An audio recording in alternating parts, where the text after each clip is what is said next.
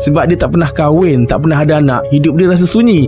Awal-awal dulu orang kampung rimas jugalah bila dia datang bertandang ke rumah. Tapi lama-lama mereka rasa kesian pula. Kadang ada yang bagi upah dan jemput datang lagi esoknya. Aku tolong tak minta upah, ikhlas ni, balas Cah Robot sambil sepit seluar darah laman dia kuning dekat ampayan. Yelah, tapi tak payahlah pusing-pusing spender tu. Itu spender Badrul. Saya nak sidai dalam, bukan dekat luar, kata Camelia. Pening dengan perangai mak saudara dia tu. Nak marah pun tak sampai hati. Cah Robot tu walaupun pelik, hati dia baik. Adik arwah ayah dia pula tu. Camelia tersenyum teringat kebaikan Cah Robot ni. Sejak Camelia kehilangan Pak Ramli dan emaknya Mah Embut beberapa tahun lalu, Camelia banyak bergantung pada Cah Robot. Orang kampung cakap apa pun Camelia tak kisah. Dia tahu hati budi mak saudaranya tu.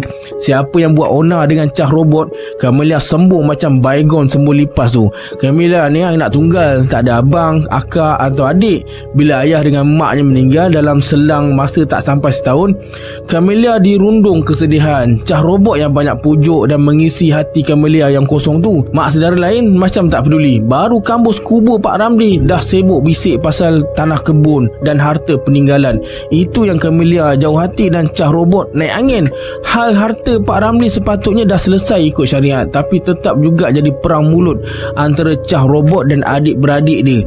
Memang Cah Robot tak habis sekolah, tapi dia tahu mana hak, mana batil. Orang kampung geling kepala tengok perangai saudara mara Pak Ramli ni. Macam nak bolot semua walau seutas rumput. Sepatutnya mereka lah yang wajib jaga kebajikan anak saudara perempuan mereka sendiri. Dia dah sebatang kara ditinggalkan orang tua pula tu. Kenapa nak berlaku zalim hingga lupa wujudnya neraka tu? Nasib baik ada Cah Robot, adik keempat Pak Ramli ni. Masa muda kena herdik, bodoh dan tak ada masa depan. Tapi dia jugalah yang pertahankan Camelia. Fizikalnya jadi ejekan anak kampung, gemuk pendek macam mentimun, sampai dia padam niat nak cari pasangan hidup. Lebih suka memujang hidup dalam dunianya sendiri.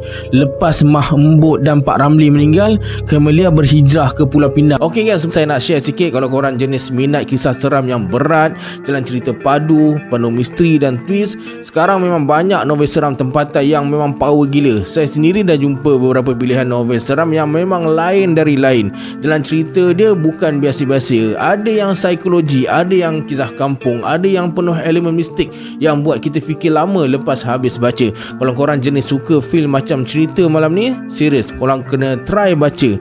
Link saya letakkan dekat bahagian lihat produk. Korang boleh check sendiri nanti.